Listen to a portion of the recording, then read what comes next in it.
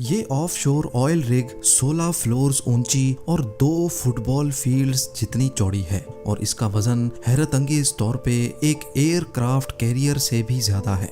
इस oil platform को एपोमेटिक्स कहा जाता है, जो फिल वक्त नॉर्थ अमेरिका में लुइसियाना के साहिल से 130 किलोमीटर दूर गल्फ ऑफ मेक्सिको में मौजूद है।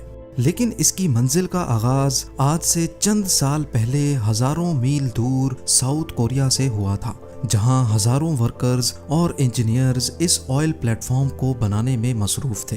पूरे 7 सालों की मेहनत के बाद जब एपोमेटिक्स को तैयार कर लिया गया था, तो इंजीनियर्स को एक ऐसा चैलेंज फेस करना पड़ा जो वो अपने कैरियर में पहली बार कर रहे थे। मसला ये था कि इस द्यो कामत स्ट्रक्चर को साउथ कोरिया से गल्फ ऑफ मेक्सिको के लिए रवाना करना था और इसके लिए दुनिया का सबसे बड़ा मेरीन ट्रांसपोर्ट वेसल मंगाया गया। एपोमेटिक्स ऑयल प्लेटफॉर्म को उठाकर इस वेसल पे रखना एक ऐसा टास्क था जिसमें कम से कम 7 दिन लगने थे। लेकिन अचानक उनको खबर मिली कि पैसिफिक ओशन में एक तूफान पैदा हुआ है और इस तूफान ने सुपर टाइफून की शक्ल इख्तियार कर ली है। इस लेवल का टाइफून 20 सालों में एक मर्तबा पैदा होता है। 315 किलोमीटर फी घंटा की रफ्तार से घूमता हुआ ये टाइफून अगले 7 दिनों के बाद किसी भी वक्त साउथ कोरिया के साहिल पर हमला कर सकता है। और ये बात तो हम सबको मालूम है कि सुपर टाइफून जब कहीं हमला करता है तो नुकसान पहुंचाए बगैर नहीं जाता। वर्कर्स, इंजीनियर्स और ट्रांसपोर्ट एक्सपर्ट्स के लिए अब चैलेंज ये था कि इनको 7 दिनों का काम सिर्फ 3 दिनों में करना था। यानी अगर 3 दिनों के अंदर अंदर एपोमेटिक्स ऑयल प्लेटफॉर्म को शिप यार्ड से उठाकर इस मरीन वेसल पे लोड करके रवाना ना किया गया तो सालों की मेहनत एक ही पल में जाया भी हो सकती है। ये एक ऐसा मसला था जिसने नीचे से लेकर ऊपर तक सारी मैनेजमेंट को हिला कर रख दिया था। जेम टीवी की वीडियोस में एक बार फिर से खुशामदीद। नाजरीन, ये oil platform Shell oil company का सबसे बड़ा प्रोजेक्ट था और यही वजह थी कि उनके पास एक छोटी सी भी गलती की जगह नहीं थी। सुपर टाइफून को अवॉइड करने के लिए और एपोमेटिक्स को वक्त से पहले रवाना करने के लिए बचा कुचा काम पूरा करना बहुत जरूरी था, जिसके लिए वर्कर्स की एक एक्स्ट्रा आर्मी बुलवाई गई। वर्कर्स ने दिन रात एक कर दिया और जल्द अज जल्द एपोमेटिक्स को ट्रांसपोर्ट के लिए तैयार करना शुरू कर दिया। दूसरी तरफ मैनेजमेंट मीटियोरोलॉजिकल एडमिनिस्ट्रेशन से मिलकर सुपर टाइफून की मूवमेंट पर नजर रखे हुए थी। उनको एक उम्मीद थी कि शायद ये सुपर टाइफून अपनी डायरेक्शन बदल ले, लेकिन उनकी उम्मीदों पर तो जैसे पानी ही गुजर गया जब उनको ये मालूम पड़ा कि टाइफून तो पैसिफिक ओशन से सीधा साउथ कोरिया की जानिब बढ़ता जा रहा है। वर्कर्स की आर्मी ने जी जान लगाकर सिर्फ 3 दिनों के अंदर अंदर एपोमेटिक्स का सारा काम कंप्लीट कर लिया और अब बारी थी इस द्यो कामत स्ट्रक्चर को उठाकर फ्लोटिंग डॉक पर रखने की। इस पूरे स्ट्रक्चर का वजन हैरतअंगेज तौर पे 41,000 टन्स बताया जा रहा था। इतना ज्यादा स्टील तो बुर्ज खलीफा की कंस्ट्रक्शन में भी इस्तेमाल नहीं हुआ था जितना इस ऑयल प्लेटफॉर्म पे लगाया गया था। बड़े बड़े हाइड्रोलिक जैक्स की मदद से एक एक इंच करके इसको धकेला गया और फ्लोटिंग ड्राई डॉक पर रख दिया गया। टग बोट्स की मदद से फ्लोटिंग डॉक को खींचकर शिप यार्ड से दूर ले जाया गया, जहां से इसको इस मरीन वेसल में लोड किया जाना था। ये दुनिया की सबसे बड़ी मरीन ट्रांसपोर्ट वेसल है जो 98,000 टन्स का वजन आसानी से कैरी कर सकती है और इसी पर एपोमेटिक्स को दुनिया के दूसरे कोने गल्फ ऑफ मेक्सिको तक जाना था। अगली सुबह एपोमेटिक्स को फ्लोटिंग डॉक से उतार लिया गया। अब ऑयल प्लेटफॉर्म पहली बार पानी पे फ्लोट करने लगा। टग बोट्स की मदद से प्लेटफॉर्म को मजीद डीप वाटर तक खींचा गया, जहां ये मरीन वेसल पहले से इंतजार कर रही थी। दूसरी तरफ सुपर टाइफून तेजी से साउथ कोरिया की तरफ बढ़ता जा रहा था और मैनेजमेंट के सर पर एक तलवार सी लटक रही थी। अब सुपर टाइफून सिर्फ 48 आवर्स दूर था और जैसे जैसे वो करीब आता जा रहा था वैसे वैसे समंदर में उसकी निशानियां भी उभरने लगी थी।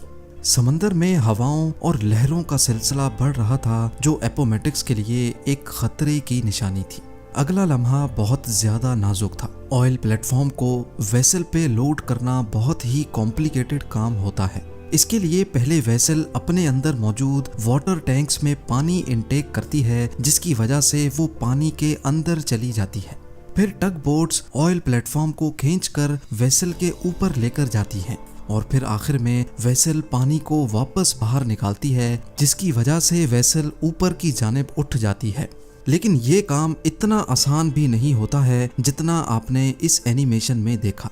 इस काम के लिए समंदर का पुरसुकून होना बहुत ज़रूरी होता है, क्योंकि अगर लहरों में ये काम किया गया तो एपोमेटिक्स सही अलाइनमेंट में वेसल के ऊपर नहीं लोड हो पाएगा और ये चीज़ वेसल और एपोमेटिक्स दोनों के लिए खतरनाक हो सकती है। सुपर टाइफून की वजह से समंदर में काफ़ी तेज़ी थी। लहरों और तेज़ हवाओं की वजह से ये काम करना मुमकिन नहीं था। दूसरी जानिब वक्त बड़ी तेजी से गुजरता जा रहा था और सारी टीम का स्ट्रेस लेवल काफी ज्यादा हो चुका था। खुशकिस्मती से मीटियोरोलॉजिकल डिपार्टमेंट की जानिब से टीम को अगली सुबह सिर्फ 2 घंटे का वक्त दिया गया, जिसमें चांसेस थे कि समंदर पुरसुकून रहेगा। इन 2 घंटों में अगर ये काम ना किया गया तो फिर इसके बाद और कोई चांस नहीं मिल पाएगा। सुपर टाइफून अब सिर्फ 36 घंटे दूर था। सुबह सवेरे जैसे बताया गया था, समंदर पूरी तरह से पुरसुकून था।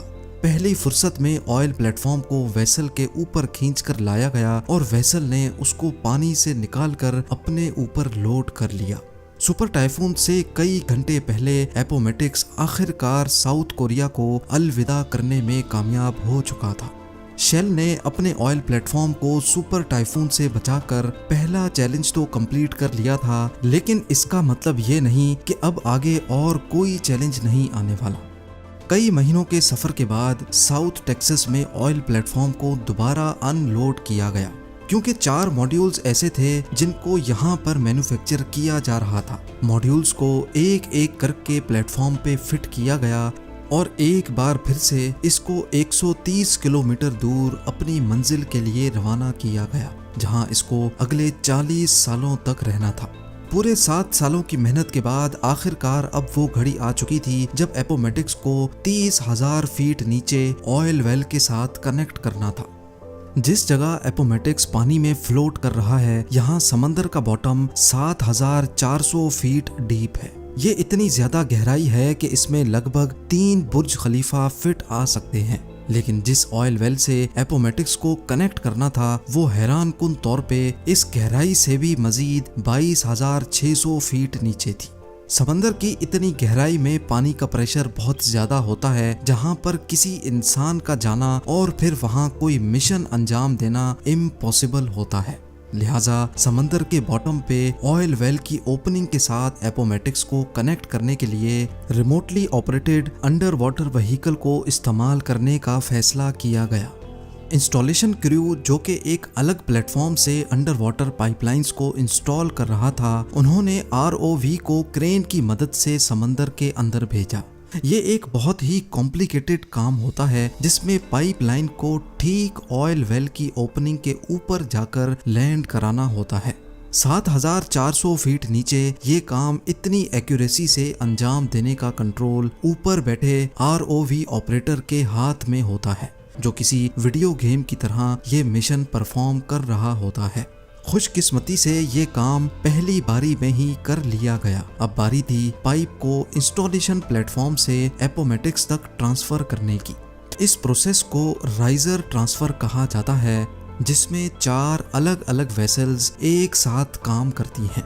पहले एपोमेटिक्स में से एक चेन निकाली गई, फिर ROV ने ये चेन लेकर दूसरी शिप तक पहुंचाई। इस शिप से ये चेन दूसरे प्लेटफॉर्म ने खींच ली और फिर आखिर में एपोमेटिक्स से इस चेन को खींचकर पाइप को अपनी तरफ कर लिया गया। इसके बाद शुरू किया गया ड्रिलिंग का काम। सी बेड से भी हजारों फीट नीचे, लगभग 22,600 फीट नीचे पाइप को ऑयल वेल तक ड्रिल करना था। कई महीनों की ड्रिलिंग के बाद आखिरकार पाइप ऑयल वेल तक पहुंच चुका था। अब बारी थी ऑयल को पंप करने की। इस लम्हे को देखने के लिए पूरी टीम जमा हो चुकी और एक बटन की मदद से ऑयल पंप को ऑन किया गया। 30,000 फीट नीचे से जब पहली बार ऑयल पंप हुआ तो सबके चेहरों पर खुशी देखने जैसी थी। वर्कर्स, इंजीनियर्स और मैनेजमेंट की 7 सालों की मेहनत रंग ले आई थी ऑयल का फ्लो और उसकी क्वालिटी बिल्कुल परफेक्ट थी। आज एपोमेटिक्स हर रोज 1,75,000 बैरल्स ऑयल प्रोड्यूस करता है, जिससे इतना फ्यूल बनाया जाता है जो 40 लाख गाड़ियां एक दिन में इस्तेमाल करती हैं। शेल का मानना है कि अगले 40 सालों तक यानी 2060 तक एपोमेटिक्स इसी तरह ऑयल प्रोड्यूस करता रहेगा। उम्मीद है जेम टीवी की ये वीडियो भी आप लोग भरपूर लाइक और शेयर करेंगे। आप लोगों के प्यार भरे कमेंट्स का बेहद शुक्रिया। मिलते हैं अगली शानदार वीडियो में।